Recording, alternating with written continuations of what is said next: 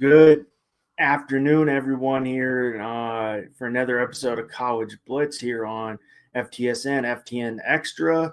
Good morning for me because I'm on the West Coast. I'm in Southern California. So we had to make a quick switch up. My man Bobby, who we appreciate greatly, but we had a little miscommunication with time. But, luckily myself and Q were just like, let's go. People seem to be I think we both had the same opinion. I looked at the tweet Bobby put out this morning, which he always does a solid job with the tweets and the graphics. I'm like, dude, 263 people have already seen it. Yeah. I'm like, if we postponed L3, they'll be like, oh, we gotta go. We gotta go. But we took last week off. No big time games. My man Q was on vacation. Before we get into, college football playoffs, how was your vacation? It was good, man. It was good. It was a little getaway. Went over to Aruba and hung out for a little bit, and you get that nice weather. Definitely enjoyed it, man. Weather was not terrible, especially comparing it over here to the Metro Atlanta area, where the majority of the days were we were a lot of it was in the 20s. Cold and windy and all that. Not so much, down in Aruba, off the coast of South America. Beautiful weather, low 80s. Water was super refreshing. Man, good people, good food, sunshine. Not much to complain about, man. Not much to complain about. Oh yeah, that sounds great, man. Yeah, you're definitely down on Aruba's down on I guess not the Gulf, right? No, it's on the right off the coast of Venezuela down there in the. So you're not. I feel like you'd get some warmer water. You're not getting the Atlantic. You're getting more of the runoff from like the Gulf of Mexico coming down. Yeah, you're so close to the equator down there that the water stays. Even in December, the water was probably a couple. I was born and raised in Miami, man. So I don't really do cold water, and I'm sure anybody who knows me isn't surprised by that. I'm not a cold water fan, but it was probably a couple degrees cooler than I would have preferred, for it to be. But man, look, man, if that's all I can complain about while I was down there, yeah, no issues, man. No issues. I'm from California, so the Pacific doesn't get as cold as the Atlantic, but it gets cold in the Gulf of Mexico. Not too much. The Pacific is cold, man. The Pacific stays cold. Oh yeah. That is not that water stays cold literally year round. I've been out of California. I've been in the year round. Depending where you go. I'm sorry, Northern California's got some weird ass beaches. Yeah. It stays cold. Gulf of Mexico. If you go during August, you're sitting in a hot tub. Yeah. That's your California roots talking right there, man. Yeah, that's your California roots. But August. I'm not gonna push back against warm water personally. August is definitely, it's the hottest month. It's miserable. You don't go. Being from Florida, you don't really go out outside too much in the summer, and then it hits August, and you're like, minimum, give me 20 minutes, and I want to be back inside in the air condition. Yeah. Yeah, listen, man. I know some people push back against that. It's like, oh, it's not, it's not cool. It's not refreshing. I don't give a damn. Well, if I can be out on the beach, I don't care what the water feels like. I've been on the beach. I'm just talking Christmas Day. Yeah, I've been on the beach on Christmas Day, and I've been on the beach all over, all times of year. I'm happy anytime, especially not having access to it now, because obviously, again, being in Metro Atlanta, you don't, the closest beach is 3 hours. But I've always, to me, man, if I can get on the beach, I don't care, what time of year it is, what the weather feels like, what the water feels like, man. I definitely appreciate anytime I can get near it. So, hey, Bobby, good afternoon, Merry Christmas. It was a little miscommunication, but not a big deal. I'm a little thrown off because I'm 3 hours behind Q right now, so. But luckily, Q didn't work, so he was flexible, and I'm flexible today. So it was a miscommunication, but it was all good. We made it happen. Didn't want to. Luckily, we could both get here at noon Eastern time to not to get on so people can get their good college football playoff recap of the week. And but I mean, it's all good. But Merry Christmas.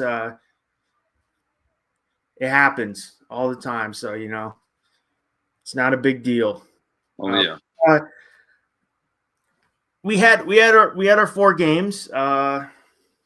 We started off on Friday, Alabama, Oklahoma on Friday, and we both got a little different score than we thought. With Alabama winning 34-24 in Norman. I know we both had Oklahoma in that game. So, what do you think of the game? I mean, and then we got, Alabama goes into Norman.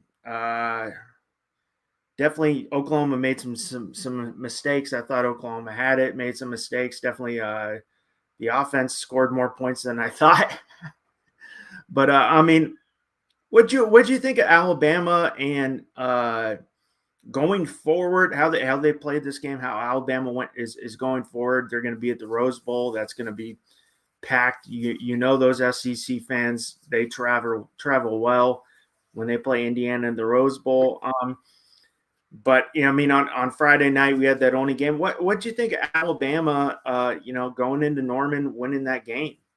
Yeah, man, we talked about what we expected in that game. I given the way the end of the season had gone for Alabama and Oklahoma, obviously first and foremost, I had already played Oklahoma, having won that game.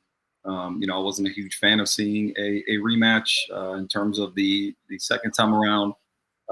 We both kind of expected an Oklahoma win for the same reason, right? Ty Simpson, in that offense just hadn't looked good. Ty Simpson was the belle of the ball the first half of the season. He's going to be the first pick in the NFL draft. He's the Heisman front runner. He's da. And all of a sudden, the back half of the season, starts, and him and the rest of that offense just didn't look good. It felt like everybody had kind of caught up to what they were doing. They weren't running the ball well. Obviously, some injuries and everything like that. And the Oklahoma team, led by that defense, I just didn't think. That Alabama would be able to score enough points to really hang with that offense. John Mateer, they and that team go up 17-0, and then all of a sudden, man, the second half comes around, and and Alabama, kind of roars back, scored 27 unanswered points, and end up winning that game, first ever road playoff win in the 12-team era, which I didn't realize was the case until after that game. And now they get a chance to go play Indiana. Yeah. Obviously the team, team in Alabama with history galore, playing, the kind of the new kids on the block, the new #1 team, in the country, a team with, very little to no football tradition really of any kind. So it really sets up an interesting match, and all places like we talked about at the Rose Bowl. So we had a solid matchup. Ty Simpson, we definitely, to start the season was definitely considered probably #1 pick, the big, favorite to win the Heisman. And definitely, everybody was hot on Ty Simpson, definitely cooled off going into the second half of the season, and then, ended up losing 2 games. They're going in 10-3, and a good game. No mistakes for Ty Simpson. 18 for 29, 2 touchdowns. 18 for 29, 232, 2 touchdowns. Not really too much like we've discussed all through this podcast on Alabama. The rushing attack didn't really have much. You had Daniel Hill, who had 9 for 43, was the lead rusher. I'm also surprised last year going into the first half of the season, we had 2 unbelievable, and we'll see it. Was it on January 1st when Ohio State plays? Going into the first half of the season, we had 2 stud freshmen wide receivers in Jeremiah Smith and Ryan Williams. But now you're looking, Ryan Williams' year has been just horrendous. He has disappeared. I mean, he had 1 reception for 5 yards, but you barely saw him this year. I mean, was it Latenzer Brooks? You know, he was the leading receiver, but he's not even the number 1 guy anymore. When I would say the first 4 games of the years before last year, before Jeremiah Smith took off, you could have said Ryan Williams is the best freshman in college football. And then we all know what Jeremiah Smith did last year. But I mean, he was non-existent all year and non-existent on Friday night. But I mean, you definitely saw with John Mateer after he came back from that injury, which was really quick. I mean, had started off really good. You know, they beat Auburn, who people are a little, surprised about Auburn, but I mean, he was 26 for 41, 307, a big 2 touchdowns, but a big interception. And you're going off the defense didn't really do their job. You're going off that Oklahoma team. The defense is what led the team to a 10-2 record. That got him there because of that thumb injury to Mateer. They were the ones really the catalyst. I mean, the defense won that game against Alabama. But I mean, they got 34 points hung on them. But I mean, before we get into the Saturday game, which I know everybody wants to talk about the Saturday morning game for me, because I woke up, at 8 o'clock, I had my breakfast and the Saturday morning game. But we're going to have Alabama on New Year's Day, going to the Rose Bowl to play Heisman winner Fernando Mendoza. Congratulate Fernando Mendoza. I will say it was a very poor year for the Heisman, in my opinion. But the one thing I'll say in all these awards, I think, in the Hall of Fame, especially for baseball, it's how you represent the Hall of Fame. And the Heisman, I think, even though Fernando Mendoza's stats weren't great, if you're going for a guy who's going to represent the Heisman and to the fullest extent and make it good, he's the right guy. Like, he's a stand-up guy. I mean, it's definitely, he represents the Heisman. I'm like, okay, he's not just had a very good year on the field, but his character, the way he carries himself, the way he promotes his teammates, the way he, is the way he goes, it's not me, it's our team, the reason we're winning. But we got on January 1st, Alabama, facing number 1 Indiana, like you said, a team that's, a basketball school that has no football history whatsoever. And you got Kurt Zanetti, who came from JMU, who has turned that program into a football powerhouse in 2 years, back-to-back years in the college football playoff. But I mean, we got that game on New Year's Day. Is there anything? I mean, Indiana beat Ohio State, which, hey, great for them. Take down the big dog in Indianapolis. Is there anything you're looking that some keys for Alabama, keys for Indiana for victory? Man, look. So yeah, definitely some thoughts there. Going back to your Heisman, comments. Yeah, I mean, an underwhelming, batch of candidates, in my opinion. I guess when it came to the Heisman, I guess the only thing I would say there in terms of the Heisman, man, is there was definitely there was some mystery there for sure, right? Because I think coming into most seasons, in most Heisman ceremonies, I think for the most part there's typically a consensus, right? There's usually like, all right, this guy's going to win it, and it typically ends up being correct. Whereas I think this year, depending on, what region you were from or who you rooted for, what conference maybe your favorite team was a part of, maybe you looked at it differently, or maybe you had a rooting interest, or, whatever the case may be. But yeah, man, in terms of Fernando Mendoza, man, a guy who threw for over 300 yards, I believe one time, a guy who was like 24th in the country in passing yards and the whole deal. Obviously, he's a guy who mattered a great deal to his team. I think this year more than ever, they almost made it like an MVP award, kind of similar to what they do in the NFL and stuff, where typically that's the best numbers don't necessarily get you the award.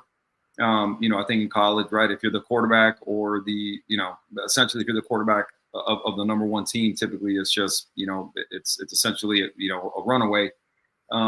This time around, I don't remember what the vote was like in terms of, him versus Pavia and Jeremiah Love and everybody. But, honestly, to me, just, without Diego Pavia acting like an asshole, pardon my French, I think if we were comparing the two, honestly, Vanderbilt having had the year that they had, I feel like Pavia was probably a little bit more deserving, if I'm being honest. But I think you bring up a good point in terms of representing the Heisman. They're big on that, right? The committee, takes a great deal of pride in how those guys carry themselves and the whole deal. And granted, there's been some guys that maybe haven't been the best representation, right? Johnny Manziel kind of comes to mind a little bit in terms of his antics and stuff that kind of he got into and everything. And I think Diego Pavia kind of reminds me of that a little bit.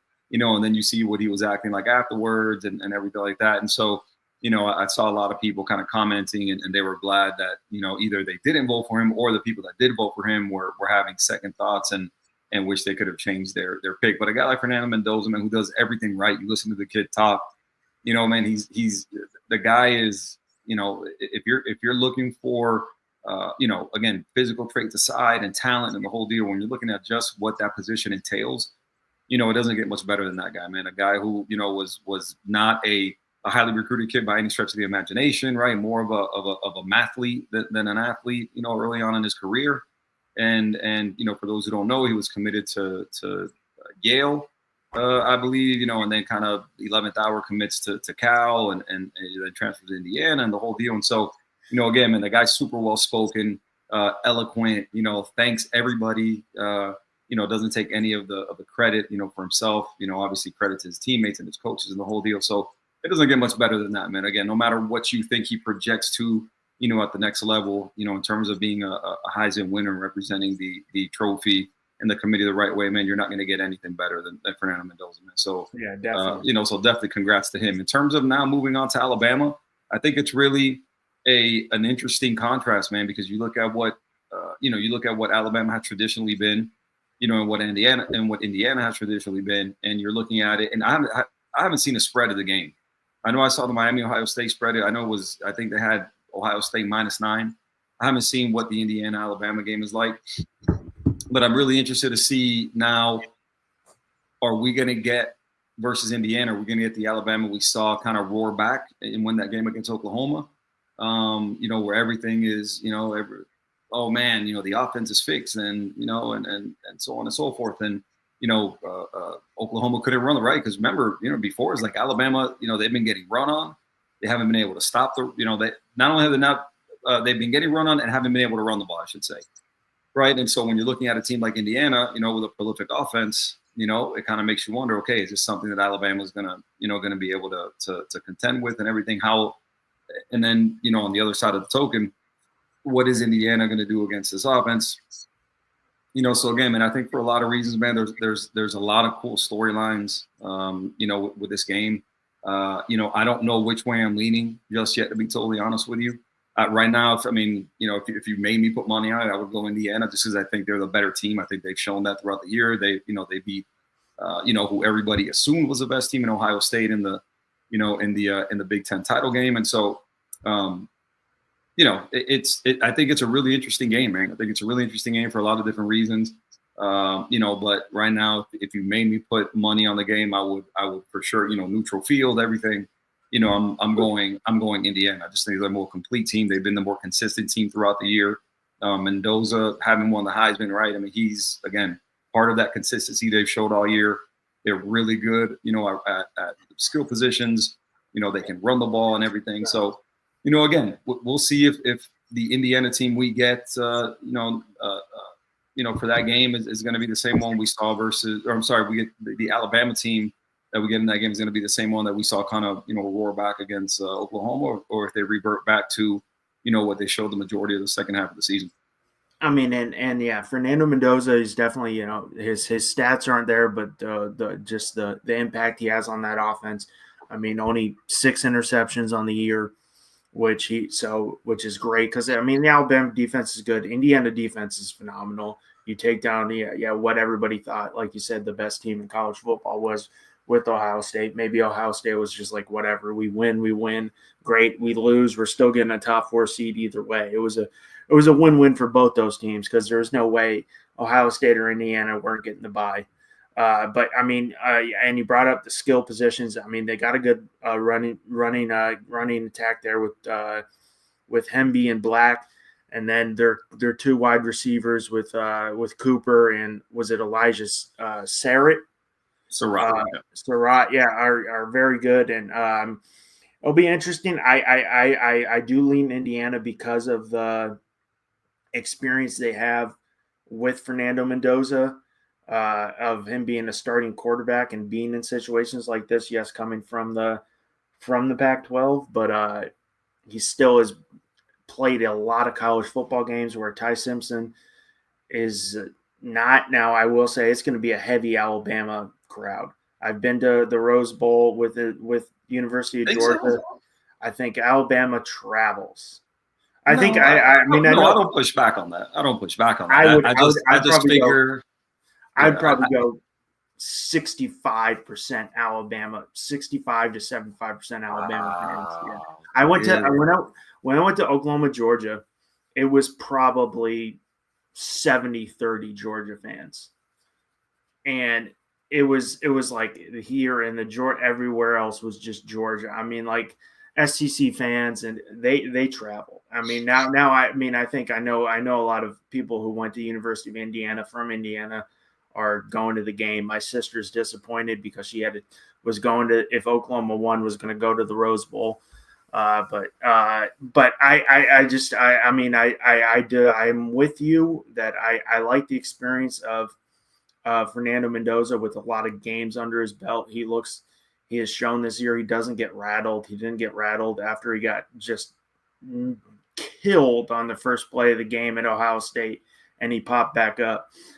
So I do like that experience. I think he's if you know his background, and like you brought up, he's a very bright quarterback.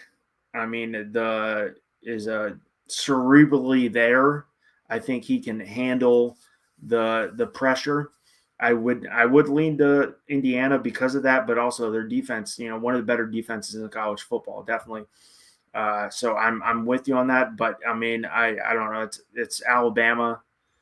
It's even though I lean Indiana, it's a coin flip for me just because of Alabama and what are they going to get? Well, and Ty Simpson this year's been such a coin flip of heads or tails quarterback. Are you going to get the first half Ty, or are you going to get Ty Simpson we saw on Friday night, or are you going to get the Ty Simpson we saw against Oklahoma, or the Ty Simpson we saw against FSU to start the year? So and are they going to be able to run the ball, which they haven't been able to do all year, which definitely opens up the passing attack. I would lean. I haven't looked at the spread. I'm going to try to see the spread. I haven't seen the spread either. I know you're talking about running the ball, man. I mean, you look at what Alabama did, in that game, and obviously, I would imagine most everybody watching, whoever follows college football, is aware. You always subtract the sack yardage, from the rushing totals, in colleges. I'm not a super huge fan of, but either way, I mean, if you take away those negative yards, Ty Simpson, ran for minus 22 yards. Obviously, I'm assuming based on sacks and everything. But they ran for 50 yards. If you give back those 22 yards, and so obviously not an impressive running day, by Alabama by any stretch. And so, I feel like if you go one-dimensional against this Indiana team, I think you're going to be in trouble. It's a really, really good defense. They're just well-rounded. A team that not a lot of big names when you're talking about the defense. I mean, D'Angelo Pons, who's the kid from South Florida. One of the better corners in the country, especially at the nickel position and everything. But it's a team, man, that dude, they're really well rounded. They're disciplined. I mean, they're like top 5, top 10 in every major category in the country. And so I really think, they're going to need more than their name, to get through this game. I think, Indiana. Now, who knows? They may start off a little bit tight, right? Given the circumstances and the whole deal, and obviously, a team in Alabama who, the majority of those guys have kind of been there, done that, throughout the majority of their career. But I think at the end of the day, I think Indiana, even without the better roster necessarily in terms of the stars and guys committed and everything like that, I just think eventually the tide is going to turn their way, pardon the pun, and they'll just take control of the game and end up winning. Zinger. It wasn't on purpose, but it worked. Yeah, I mean, that's your name's Crimson Tide. I'm sorry, it rolls together. But yeah, I mean, I'm prepared. It's Alabama is getting 6.5 right now. 48 over under is 48.5. So Indiana minus. You said Alabama. Alabama's getting what? 6.5. And 48.5 over under. Money line plus 195 Alabama. So what's that? I can see it. Minus 238 on ESPN on DraftKings, which I don't use because I'm in Florida, so we don't get that. But yeah, I mean, all right. So 9 a.m. Eastern. I was jacked up for this game. I was like ready to go. I'm like Saturday morning, 9 a.m. I wake up. I have my breakfast, my eggs, my little hash brown, little sausage. I'm ready to go. Had a nice night of sleep after a long flight on Friday. Flying back to the West Coast from Florida is nice because you gain 3 hours, but also you got to leave at like 7 a.m. if you want to get to California at a nice, and I got here at 1. But so, I mean, I had to be at the airport at 6:30, even though Sarasota Airport, I could have shown up at 6:45 and been cleared, which is always beautiful. But I mean, it's nice because I got here at 1. So I'm like, I get a nice full night's sleep, ready to go. Wake up, have my breakfast, 9 a.m. I'm going. It's the only good football game all day. Now, technically, it was a good football game. It wasn't a blowout. It wasn't, offensive shootout like heck. We had. But if we're going off the game, I'm like, it was a boring ass football game. But I mean, you go in, Texas A&M, looking at Texas A&M's schedule, they played nobody in the tops. They played one team in the top 6 of the SEC, and that was Texas. Everybody else they played was at the bottom half of the SEC. I mean, if they don't beat Notre Dame, there's no way Texas A&M's in the college football playoff. But I mean, you go in, 2 great defenses. Definitely Mike Elko, I think, had a better track record than Cristobal in the big games. Mario Cristobal definitely has seen to fumble the ball in the big games and make some decisions. But we go in, it's windy. Biggest crowd Miami's faced all year with 102,000, something like that. 106. 106. Okay, so the biggest crowd they faced is what? Probably a dope. Probably 60, at. They said 67 was the most. I mean, it's gonna be whatever. It's crowded. They were whatever they did at Florida State. Yeah, but I mean, you go in. Miami ends up winning 10-3. First off, if Miami doesn't win that game, that kicker is getting death threats. It was like, some of those missed field goals are like this, not just wide right. I mean, you could have put 3 wides on there and it still would have been right. We get a great defensive ball game, which Miami, Ruben Bain, who is, going to be a top 5 pick, probably wasn't even the best edge rusher on the field on Saturday morning. And Marcel Reed, did not look good. Who's their? Was it Malga? Not Malga. Tony. Baby. The Jesus. Miami receiver. The Miami receiver. Baby Malachi Tony. If that could have changed if he doesn't get a shoestring tackle there with. But we get a great defensive ball game. Going in that game and how'd you feel about I think we both have the same opinion about how the defenses played. They did their part because Miami and Texas A&M both had very good defenses this year, which but going into that game and then now going into facing Ohio State, was it the Cotton Bowl? I think they're going to be playing on. Are they New Year's Day? New Year's Eve. New Year's Eve. Going in, how are you feeling? I think being just a guy who loves college football, I would feel confident in the Miami defense. But you being a Hurricanes fan, how are you feeling about the offense going into that game and then going into play an Ohio State Mike Vrabel defense? Well, Matt Patricia runs that same Vrabel coaches the Pats.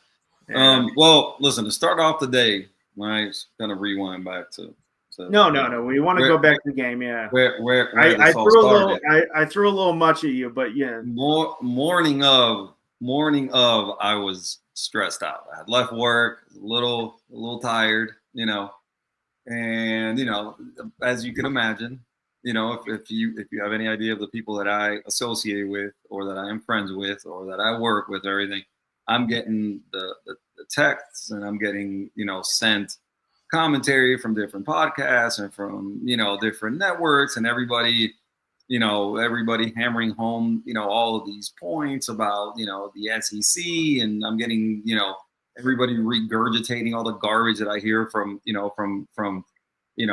all these people who are always chanting SEC, which I've never remotely been able to understand. But look, I said from the jump, and anybody who knows me, and when whoever I spoke to, in any depth about this game, I said Miami was going to win the game, right? And everything I kept getting in return was all the same stuff, and some of it for good reason, right?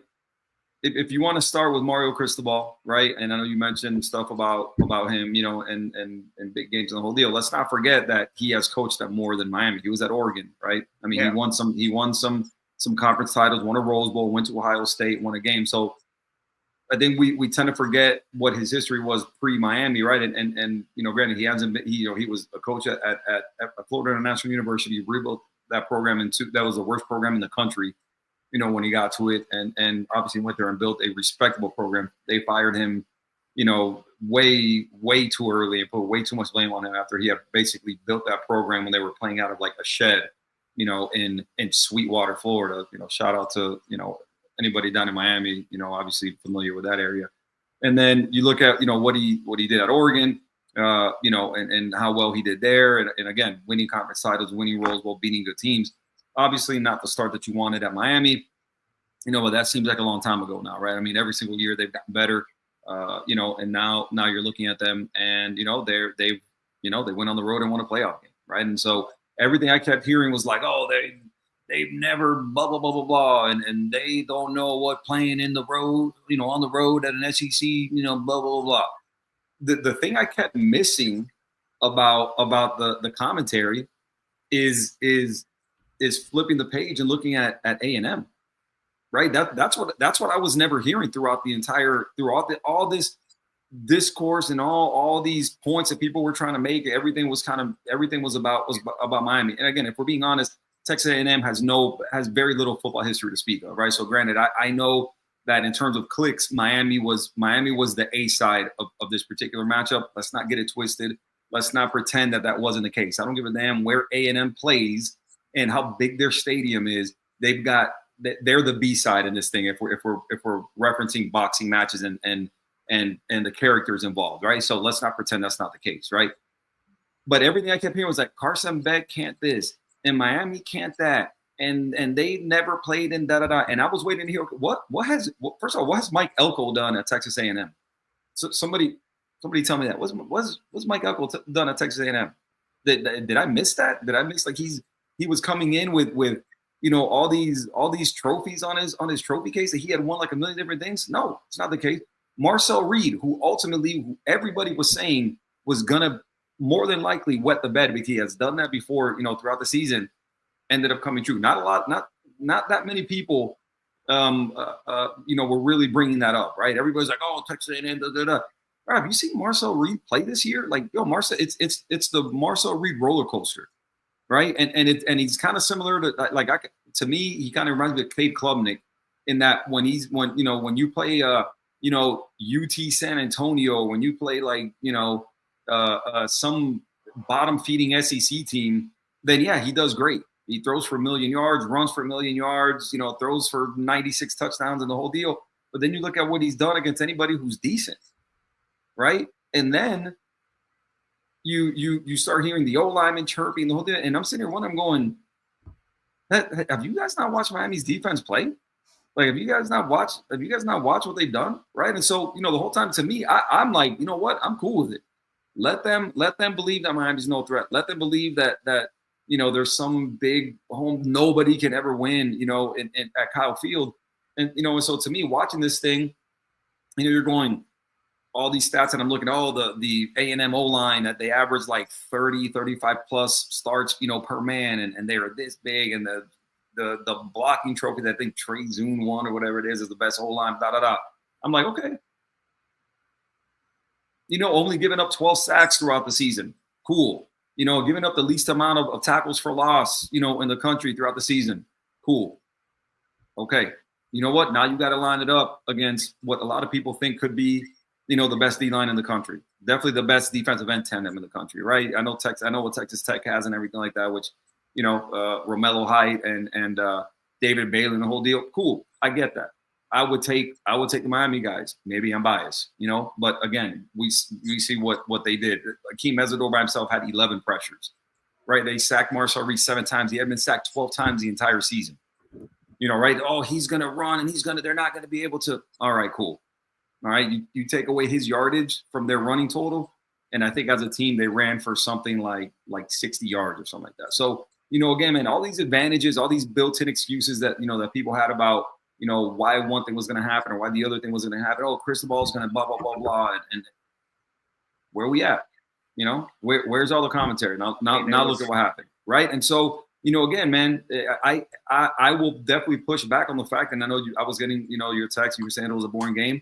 Listen, I've heard I've heard probably a handful of podcasts since that time, ESPN and the whole deal. And a lot of people disagree with you, just like I did. It was a game that, based on score, it wasn't a an Alabama-Oklahoma game. Well, but to me, it was as entertaining a 10-3 game as you could get. Obviously, there was a lot of stuff that was going on that was out of their control. And I heard a lot of people that were was listening to a podcast from somebody that was on the field at the time, and he was saying, he's like, I've never seen wind like that in a game before, right? And so you would see these passes get thrown, and the wind was affecting them like crazy. Obviously, the kicks, it was doing the same thing to the kicks, and so I thought it was, like you said, I thought it was an exciting game because all of what happened with the missed kicks, with the no offense, the defense playing, both defenses playing amazing. I mean, to keep, with Carson Beck. Exciting, not based on offense. No. Yeah. I mean, it was an old school, no pun intended, SEC style, it seemed like a Big Ten game almost, like we're going to play good defense and our defense is going to lead us to victory. But it was exciting for the mixed kicks, the great defensive plays on both sides, and Miami definitely came out on top. Did it, it was, hey, we're going to hang our hat on the defense. You make the offense, you got to make 1 or 2 plays.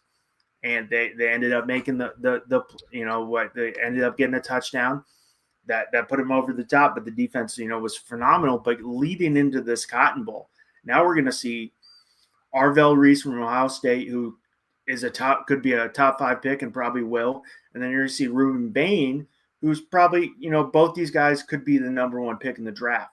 The defense we're going to see 2 guys you're going to see on Sunday next year who could be, wrecking the league in a couple years leading into that game. But I'm with you.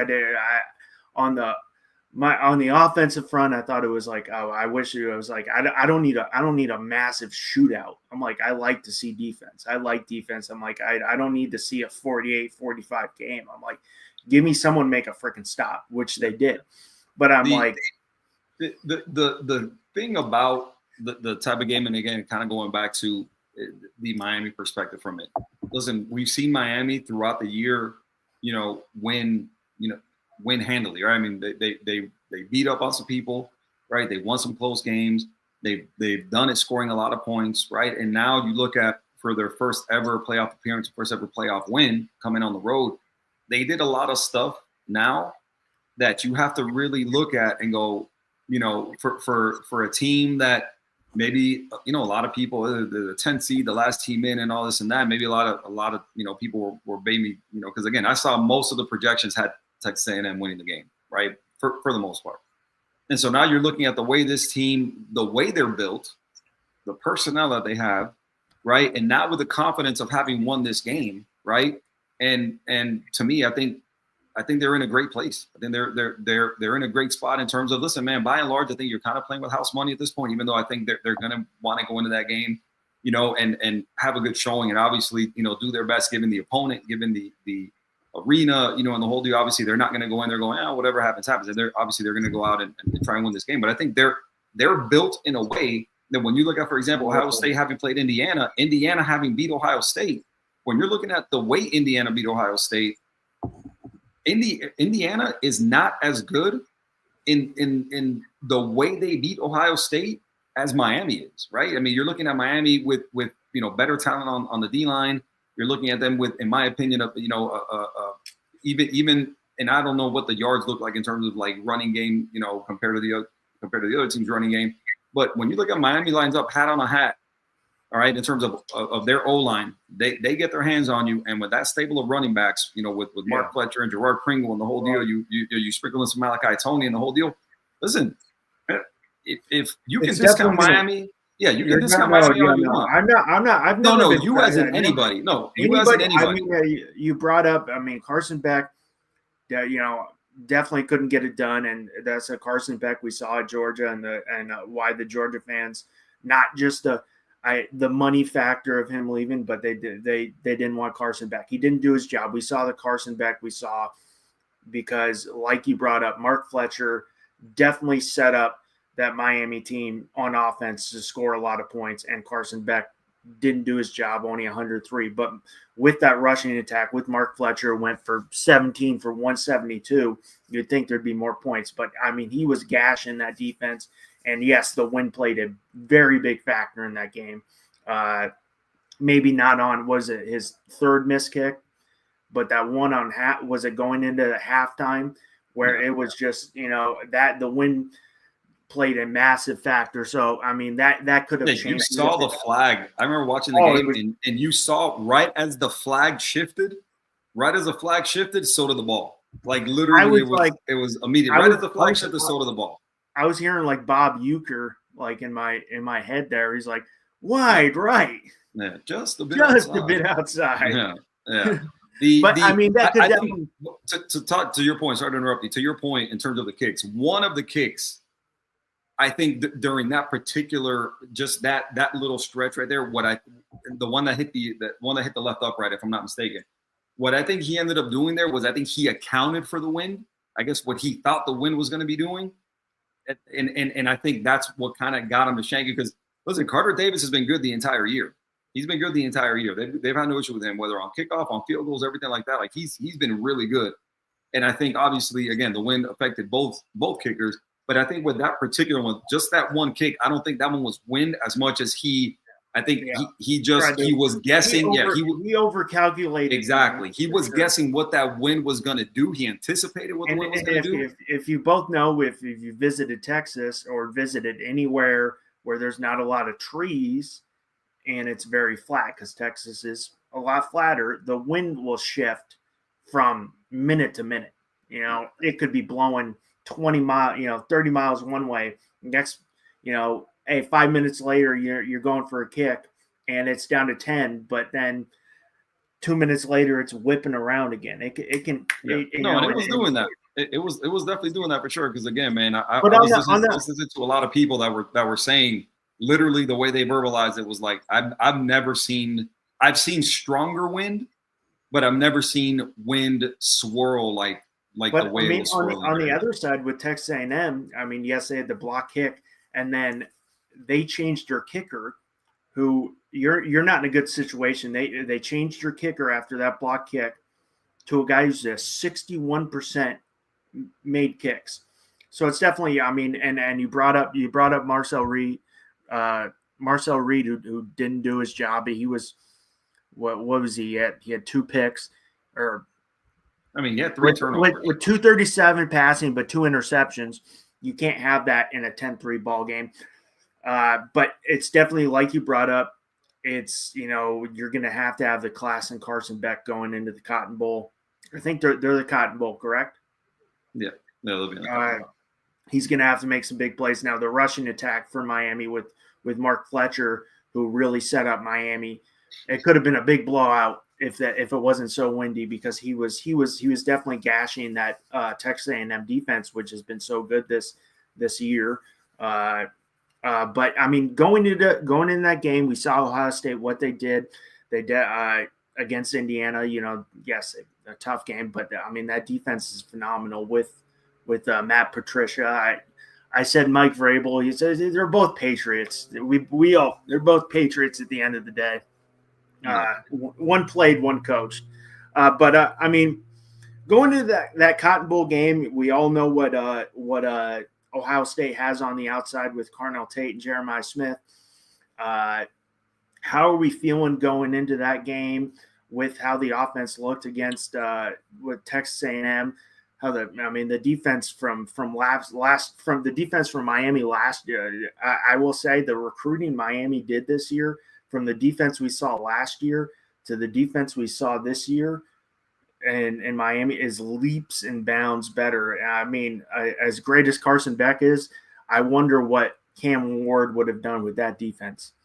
Yeah, and obviously, man, that stuff has been brought up, on a number of occasions throughout the season, man. I mean, last year's offense with this year's defense, I mean, who knows, right? What could have been. I don't even want to think about that. It's kind of to think about. It's like, man, what if, right? How many times have I thought that throughout the year with the Canes, man? What if this? What if that? But listen, you mentioned recruiting. This is why Mario is at Miami, right? Not only is he a Miami guy, right, and being a Miami guy, being a program guy, right, matters at some places more than others. It matters at Miami, right? And so, again, man, you talk about Mario coming in. Obviously, his strength has always lied in what a relentless recruiter he is, and the whole deal.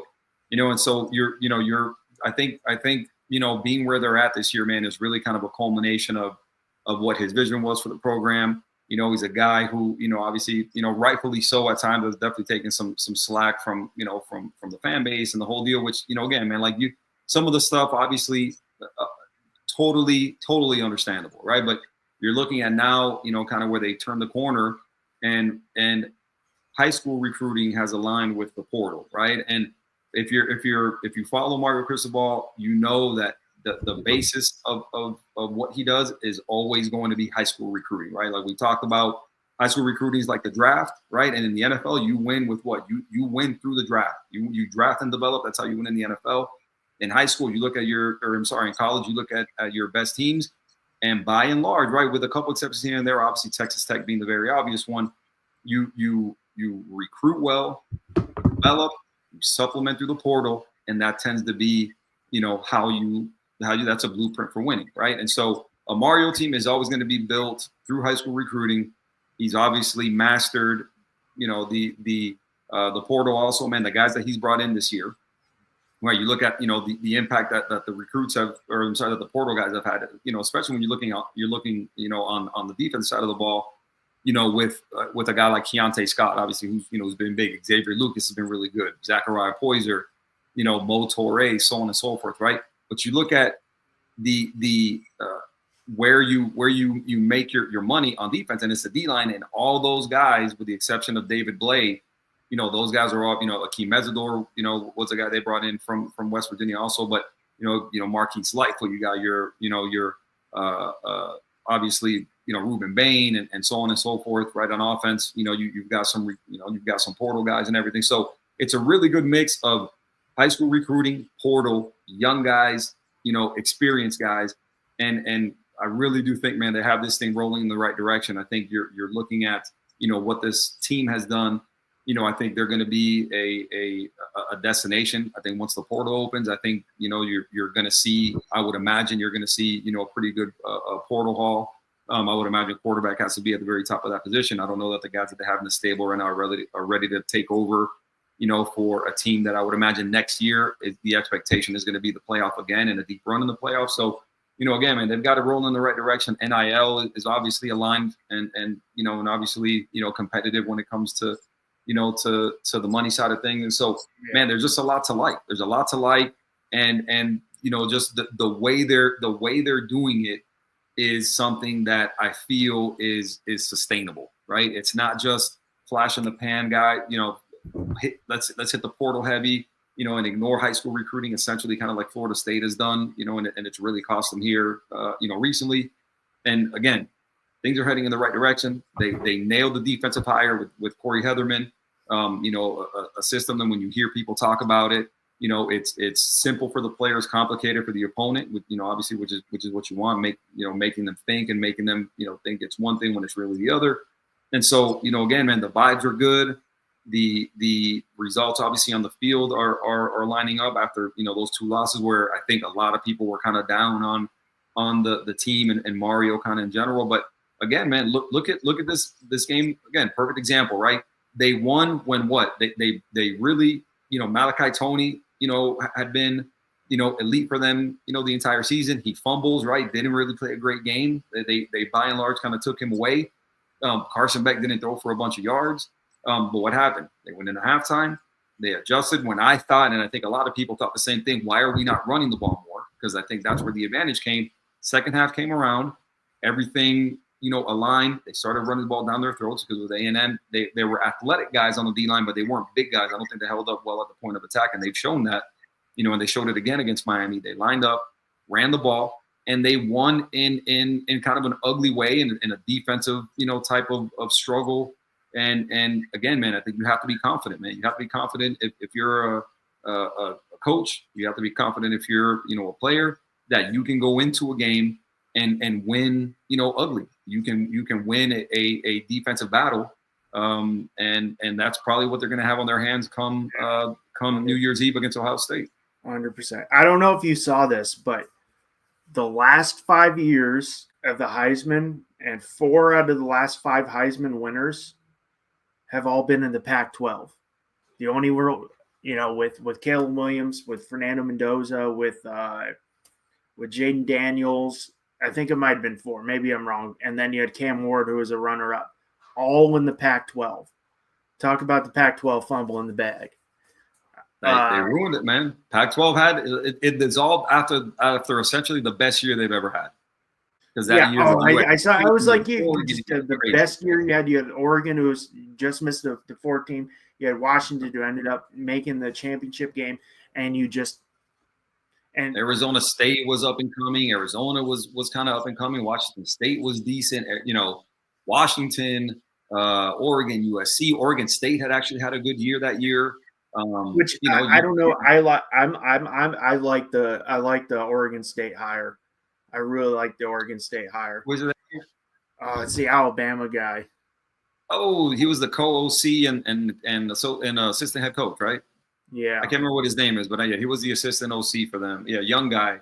I can't remember his name. He was the assistant OC or the co-OC and assistant head coach. Marcus Shepard. There you go. Yeah, I really like that hire for Oregon State, and going into what now is the new Pac-12, what they're going to have coming up this year. But talk about fumbling it in the Pac-12 from like we brought up, the best year the Pac-12 had in a long time. They had years where it was years and years where it was like you might have one team who's good enough to make a 4-team playoff, where now you have two to three teams. Definitely, and the guys who won the Heisman or have been runner-up in the Heisman, the great quarterbacks we see in the NFL, from the Caleb Williams to the Jaden Daniels, who unfortunately was hurt this year too. What we're going to, Cam Ward, who was at Washington State, to Fernando Mendoza, who was at Cal. But I'm expecting. I was surprised to see the 9.5. Miami getting 9.5 points on that. I think that spread's going to change. I could see that coming down. Once we get closer to the game, I think it's going to get closer. I think that's just putting it out that Ohio State lost one game and they're the number two team in the nation. But I wouldn't be taking Ohio State with and giving Miami 9.5 points if I was a betting man on that. I mean, I might take Miami. I might take Miami and give me 9.5 points. You look at, listen, and again, you're right, going back to it, right? Listen, Miami to a certain extent has earned, some of this, maybe being overlooked aspect of their team. But for all their faults, you look at all their losses throughout the last couple of years, Miami, again, a loss is a loss is a loss, but Miami is in every game they lose. Right? Miami doesn't lose when they've lost, like they don't lose by double digits. They're in every game that they've lost, right? They're competitive in every single game. And then when you're looking at stylistically what this matchup brings, right? Ohio State runs the ball well. Okay, cool. Well, Miami has definitely shown that they have the people up front to defend the run. I mean, you stopped the best running back in college football, and you held them at 33 yards. And he could have, if the Heisman isn't a quarterback award, which it basically is, minus a few years here and there where you see a running back or a wide receiver, but it's heavily a quarterback award now. Yeah. Jeremiah Love could have won the Heisman. He could have been, but he is the best running back in college football and is going to be the first running back off the board, and they held him at 33 yards. Now, Ohio State's got a great running game. Yeah, and then Ohio State, right? On the other side, Miami's got a great front seven. 100%. So you look at Ohio State with a great O-line, right? Good Bo Jackson, right? Good freshman running back. But there again, right? I mean, Julian Sayin, I mean, are we going to discount the fact that Julian Sayin, I mean, this is his first playoff? Are we not? Like, we're not going to take that into consideration. And we got to go in. We got to go into it too. In the second year of the 12-team playoff, no team last year in the first year won coming off a bye. Every team who had a bye the first week lost. And the best team in college football last year, which was Oregon, didn't just lost; they got shellacked. So that's what you got to now you got to take into account 3 weeks since they played, if I'm not mistaken. Yeah. I mean, now when that time comes. Yeah, definitely. You got to take it into account.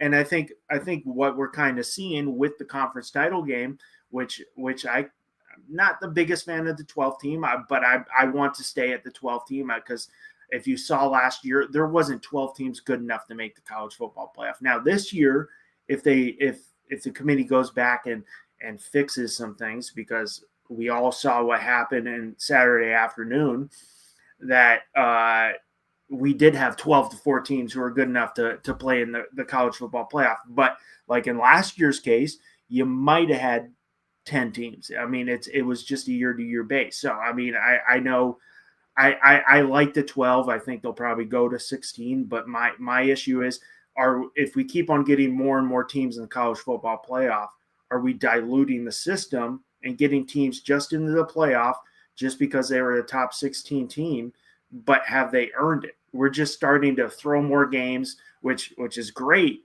but I want to see the best teams, the best 12 teams, which unfortunately we didn't get this year. But I'm prepared. I think it's a great point. Julian saying, yes, he had 1 year under us. He's got a full season under his belt, but let's see how he does after 3 weeks. And we didn't see a team win on a bye. And that it's also going to come down to now in our second year of the 12-team playoff, our team's going to say, okay, whatever, I don't want to win the college. We're in. Do I want to? If I win the conference championship game like in Indiana, I get a bye. Okay, I win or lose, whatever. Would you rather be? I want to play.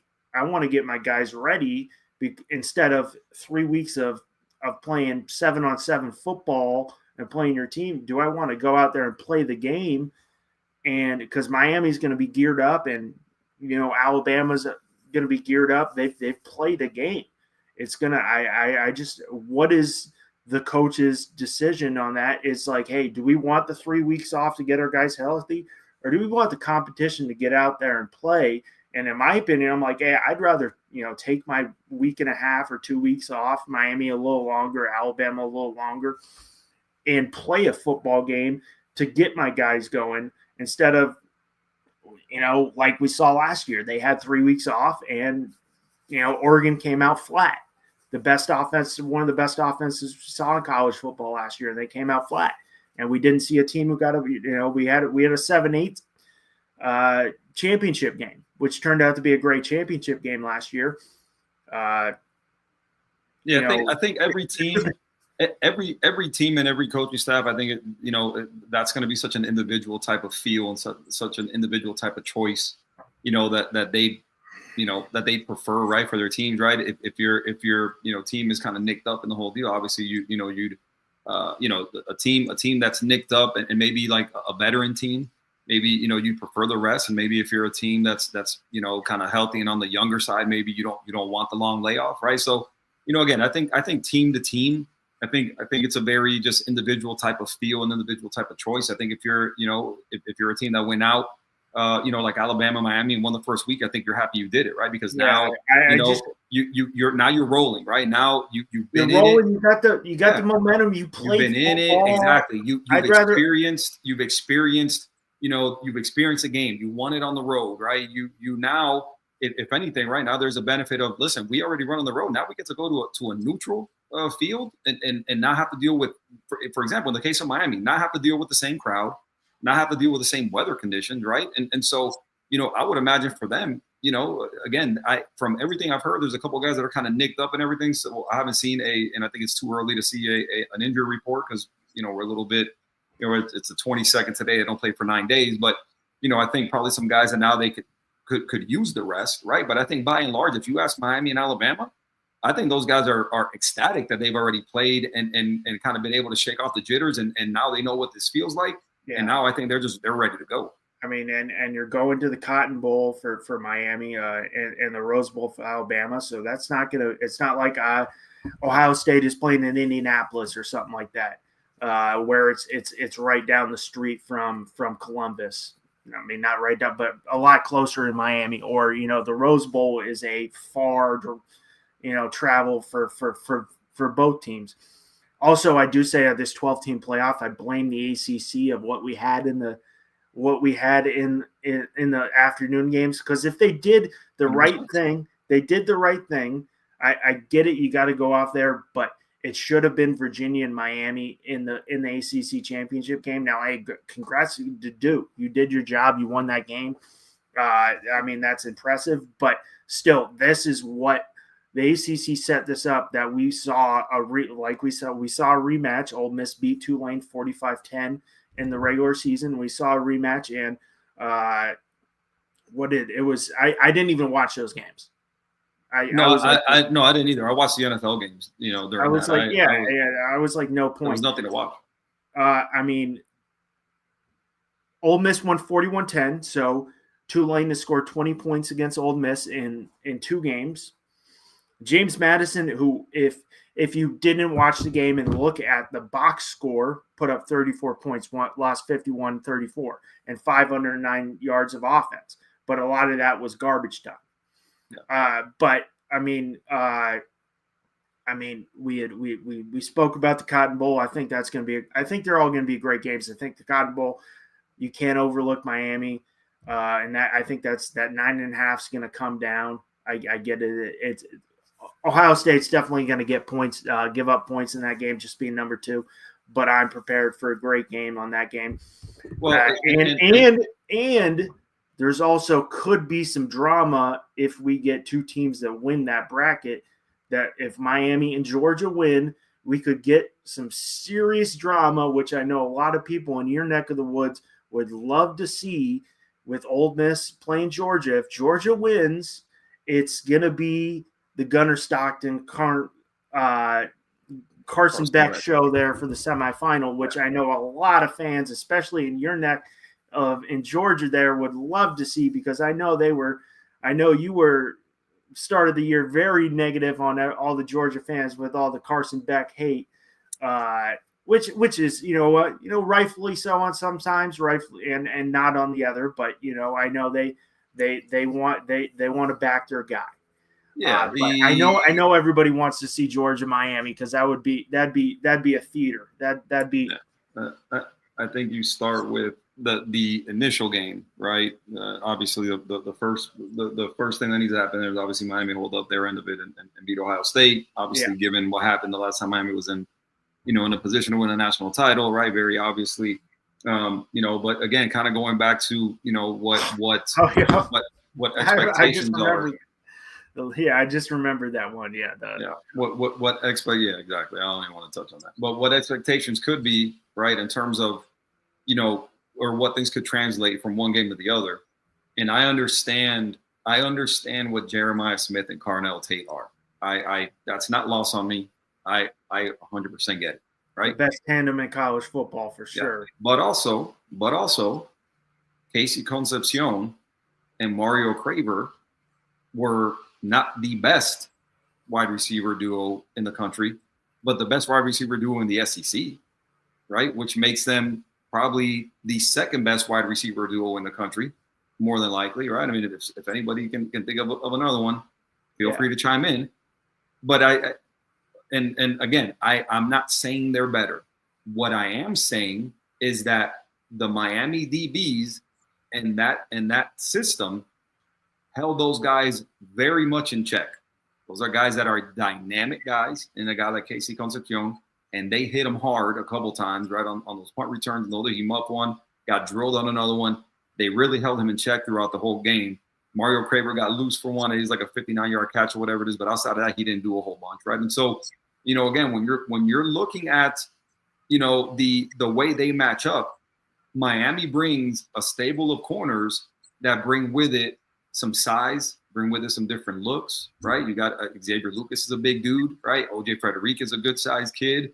You got Ethan O'Connor, who's a kid who's like 6'1", 6'2", right? And so along with those safeties, I think that they will present a challenge to Jeremiah Smith and they will present a challenge to Carnell Tate, especially given the fact that Julian Sayin, this is, again, he's got a whole season now under his belt, which is fine. He's played well and everything, but I don't think we can just discount the fact that, Jeremiah Smith and Carnell Tate are really good and just leave that there or just put that in a vacuum. I think when they look on the other side of the field, I think they're going to contend with corners who can more than hold their own against talented receivers, right? And so we'll see. I'm not predicting anything. I'm not saying, they're going to shut out Jeremiah Smith and Carnell Tate because I know what those guys are, and I'm not trying to be disrespectful. I understand the talent that those guys are. Both 5-star kids. Both, Carnell Tate is going to be probably a top 15 pick in this upcoming NFL draft. Jeremiah Smith could be, who knows, the first player taken next year, a top 5 pick for sure, more than likely. And so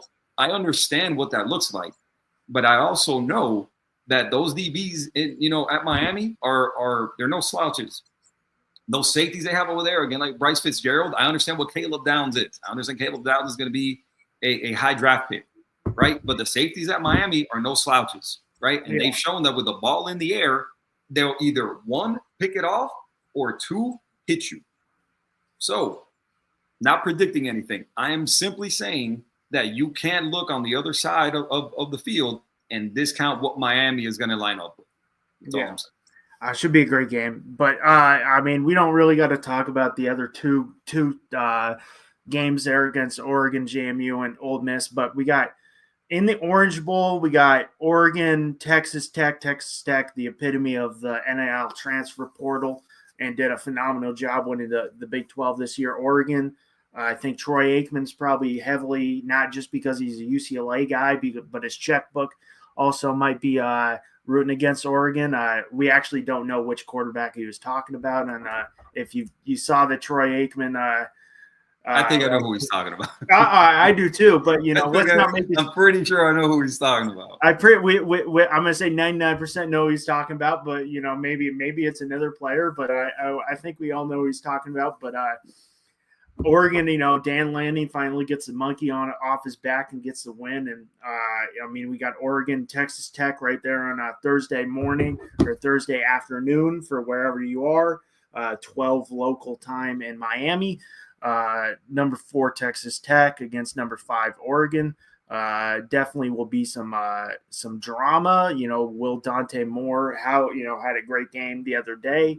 Will Dante Moore put his name in the NFL draft with definitely a weaker quarterback class this year, after all the experts said 2026 is the best thing we're ever going to see. But but I mean, we said otherwise. But that's I was story. like, it's a different story for a different time. Different story for a different time. It could be great, but I'm like, let's watch the year plan out.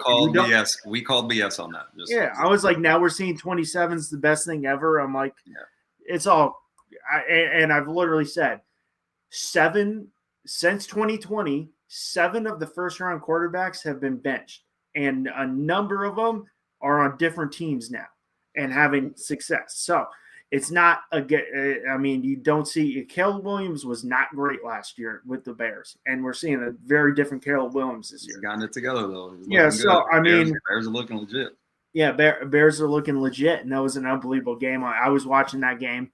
I was like, this is done, and I'm not watching college football because there's no point to watch college football, unfortunately, which I'd rather, I wish I could have watched college football, but I'm like, I'm not torturing myself watching a blowout. We got Oregon, Texas Tech. Texas Tech really turned that program around there in Lubbock.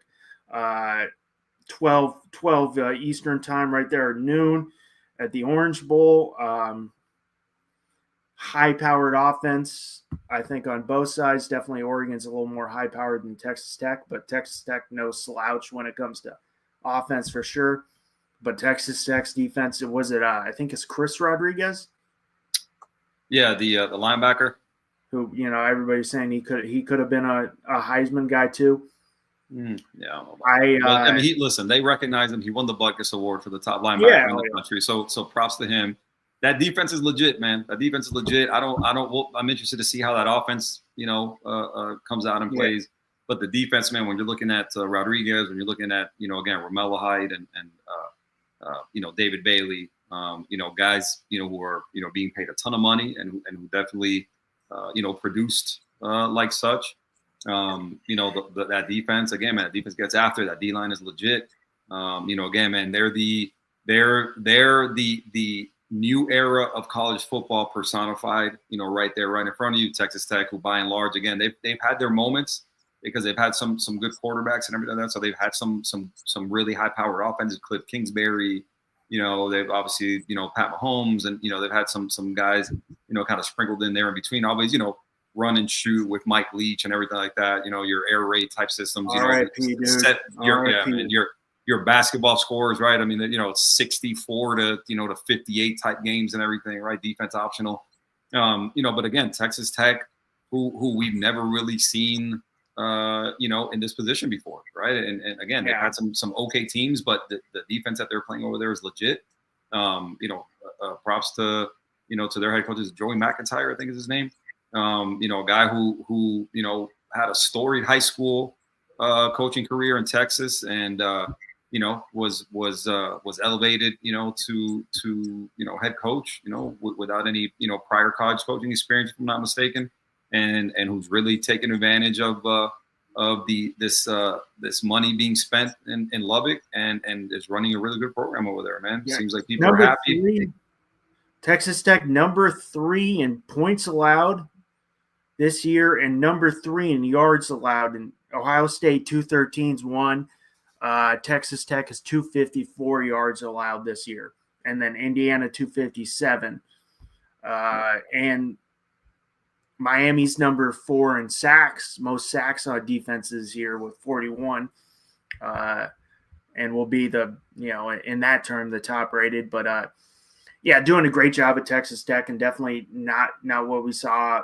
Not a Texas team we saw. I will, hats off to Q for saying Texas Tech making the Big 12 title game.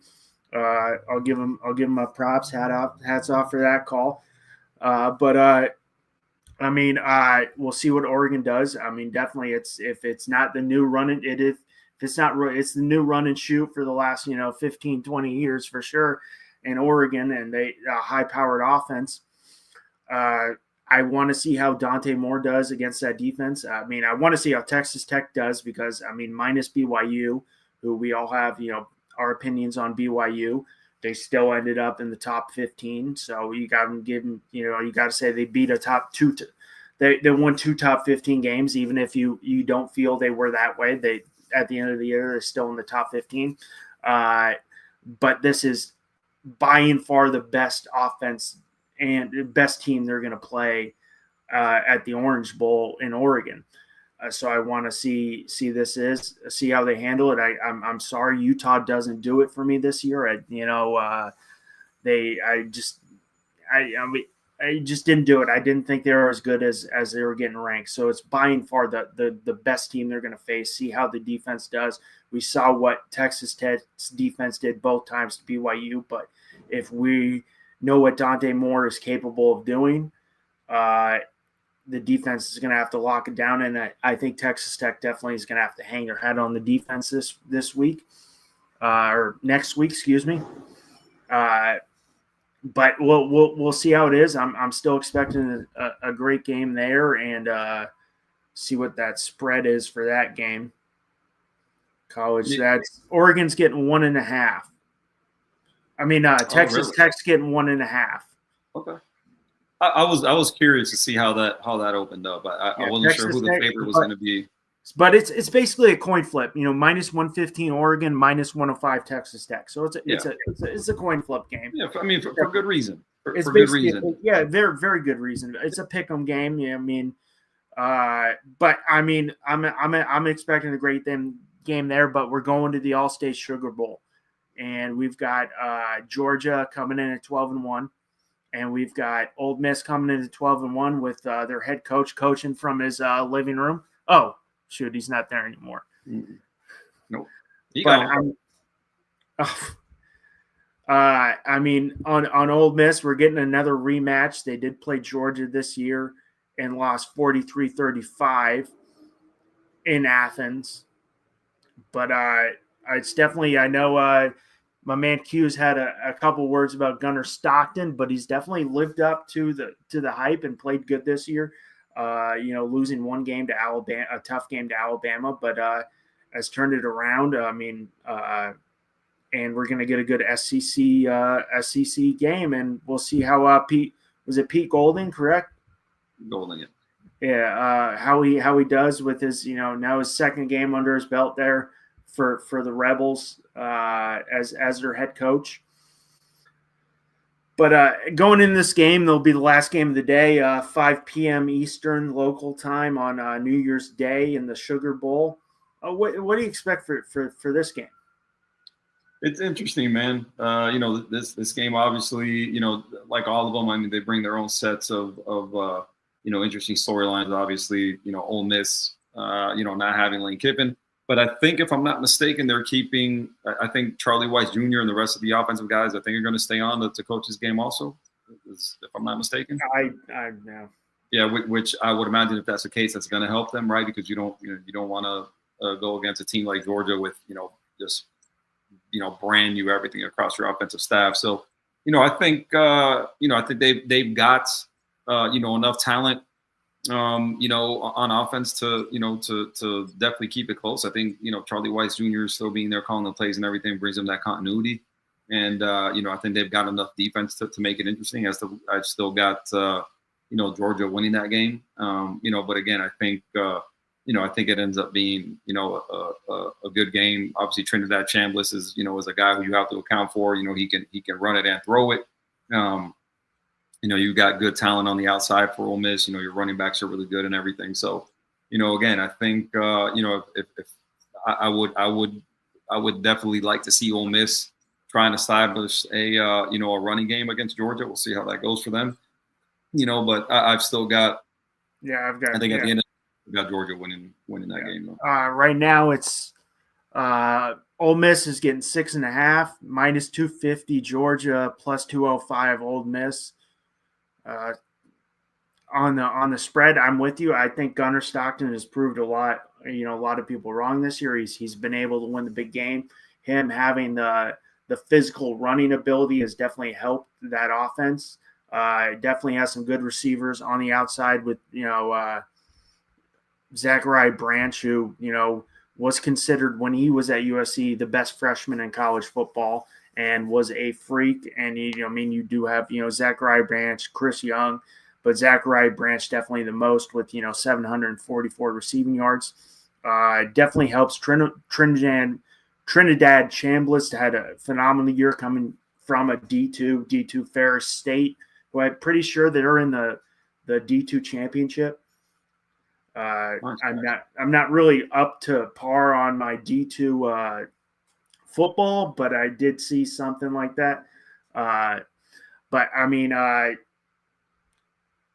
we had a close game against Georgia in the year. Yes, you have a new coach who's going now his second year under the belt running the show, but I'm expecting a good game. I think the 6.5 maybe is a little much, but I think it's right where it should be going into the game with Georgia being 3. I will not be betting on this game. I just don't want to lose. I just want to see great football, Q. And if I was a fan of either, my opinion being a fan of them, I never bet on my team, because if my team loses and then I bet on my team, I've lost twice. So I didn't just lose my team didn't just lose. I lost money. And then also I think, I bet on my team. The reason they lost is because of me. Oh man, if only it came down to that, huh? I'm like, that's on me. I'm a jinx. Yeah, no, but I can definitely see that. I can see that. But I'm expecting a good game, SEC style game, another rematch. But we could get some theater if we get what everybody, if Miami ends up going down and beating Ohio State, you could get a Gunnar Stockton, Carson Beck game. Now, who knows? We're just, you never know what's going to happen there. But I think the NCAA would not complain about that, because they wouldn't hate that, would they?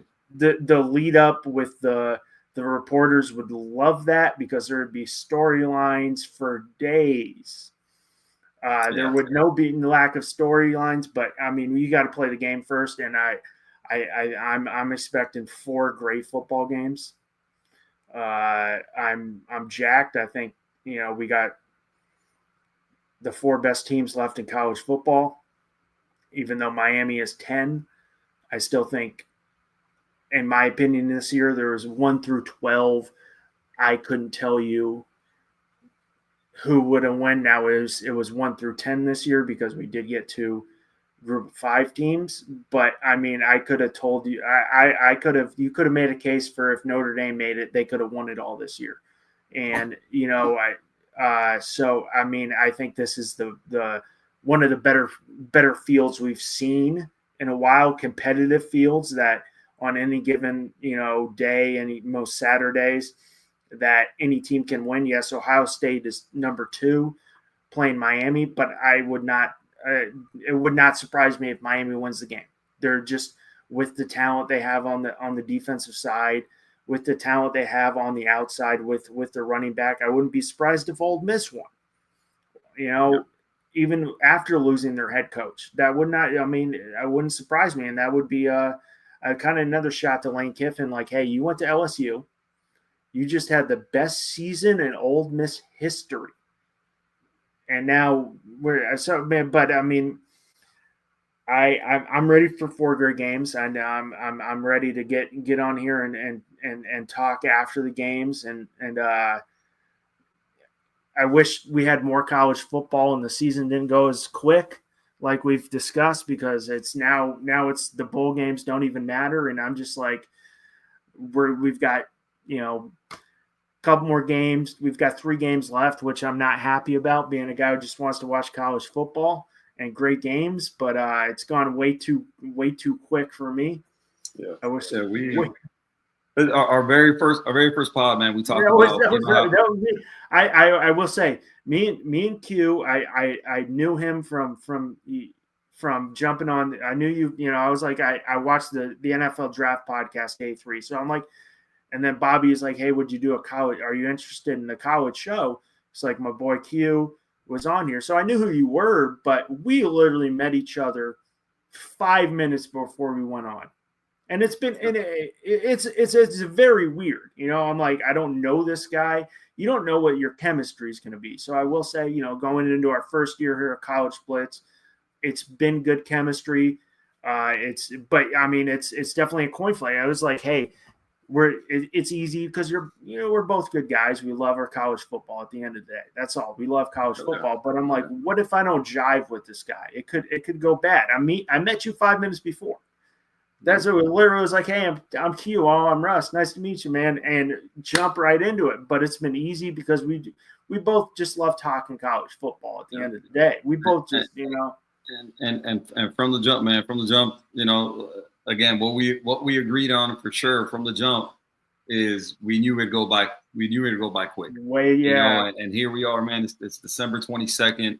You know, we're down to, you know, to the last 8 teams in college football, and you know the NFL season is kind of coming down to the end now. With just a couple games left in the regular season, and so, you know, it's great because, you know, you're going to see the best teams in the country play, right? There's no more cupcakes. Everybody's essentially playing the best teams they've played the entire season now. And, you know, you're looking at Miami playing Ohio State, and, you know, Texas Tech playing Oregon, and you know, Ole Miss playing Georgia, you know, and the whole deal. And so, you know, when you're looking at those matchups, man, they got to excite you, you know, based on, you know, the quality of teams that you have. And, you know, again, the only bad thing is, it's coming to an end, man. But, you know, going back to these teams, man, who have a chance to win, right? You're looking at all 8 teams, and all of them have kind of the same thing in common that everybody did last year, and is they play good defense, right? And if you're built the right way, if you're built on the line of scrimmage, then you have a chance. Why? Because on offense, you're able to run the ball and protect your quarterback, and on defense, you're able to get after the quarterback, right? And so when you're looking at all 8 teams that are left, essentially all of them, you know, kind of can boast the same thing, right? Some better than others and the whole deal. But again, at the end of the day, they're built on the line of scrimmage, right? They're built with good offensive lines, good defensive lines. They're built with you know, guys that, you know, again, in the case of Miami, are guys that are going to get drafted high. You're looking at, you know, on the offensive line, a guy like you know, Manoa, you know, the right tackle, who's, you know, by all accounts is going to be at worst a top 15 pick. You know, on the defensive line, you've got, you know, Ruben Bain, who's probably going to be a top 10 pick. Akeem Mesidor, who'll probably be, you know, maybe because of his age, maybe a late first-round pick, early second-round pick, you know, and so on and so forth. And not only the guys who are the headliners, but then all the guys kind of behind them. And so, you know, obviously some strength at different, you know, position groups on other teams and everything. But at the end of the day, man, you know, the playoffs and college continue to show you that if your team isn't built the right way, if your team can't play defense, then you're really not going to have a chance, right? And all these teams play defense. Obviously, you know, they've got some difference makers on offense, but at the end of the day, you're looking at their numbers on, you know, in terms of you know, total defense, you know, yards given up, sacks, you know, stopping the run and the whole deal, and you're seeing that, you know, you even when you know, can't score a bunch of points, you know, you're going to need your defense to step up and get some stops, and all 8 of these teams have shown that they have that, you know, in terms of a threat, and they've got, you know, even if they don't have their fastball, which in a lot of instances it's the offense, you know, you're looking at, you know, being able to go to that second pitch and being able to play complementary football, and all 8 of these teams have shown that they can do it because they're good on both sides of the ball on the line of scrimmage. And so, you know, it's going to be really interesting to me, man. It's going to be super. It's going to be fun. It's going to be interesting. It's going to really be. You know, I'm curious to see how. You good? Yeah, sorry, I just got a bloody nose. Oh wow! We're here just live on the pod, man. We just got a medical. Yeah, I held up my hand. I was like, oh. I felt. I mean, I got hit with the baseball when I was a kid in the face, and broke my nose. You're out there in that dry weather, man. You're out there in that dry weather, getting those. Never been the same, and I haven't got one in a long time. But that was just like, I kind of felt. I was like, oh, maybe it's a little sniffle, and I just kind of went like this, and I'm like, oh shit, that's blood. Yeah, you got a little medical emergency here on the pod, but we'll let's go ahead and take it to the end, man. So you can address what you got to do with it, man. Sorry, definitely excited for these games, man. We'll get back here, you know, next week and kind of preview everything and see where things stand in terms of the you know, in terms of the these big matchups, man. But you got anything else, man? I'm good, thank you. It was great getting on. I'll be back in Florida next time we're back on, or I'm back on Friday or on Monday, excuse me. Cool. So I'm back on the 29th. But definitely get back on. Sorry about the bloody nose just randomly happened. I was like, that's blood on my hand. Oh, I better run on and get some tissue. Yeah. Do your thing, man. Do your thing. So, yeah, definitely we'll get back on, talk a little preview if we can, talk a little recap. Like you said, I'm excited for these games. Just being a football fan. Absolutely, man. So again, for my boy Russ with the bloody nose, I am Q. Appreciate you guys joining us. If you like what you heard, do us a huge favor, man. Go on YouTube and subscribe to the channel, College Blitz, as well as all the other channels on the FTSN and FTSN Extra networks. Great people putting up some great content out there, man. Whatever your likes are, college football, pro football, wrestling, hockey, everything, man. We got it on the networks, man. So follow us on X/Twitter at Russ on Deck 2, as well as Hate Football Pod, the I Hate Football podcast on Instagram and YouTube. But again, from my boy Russ with the very bloody nose, I am Q. We will talk to you guys soon. Y'all take it easy. Merry Christmas. Merry and we'll Christmas. See you guys soon, man. Merry Christmas. Have a good one. Peace.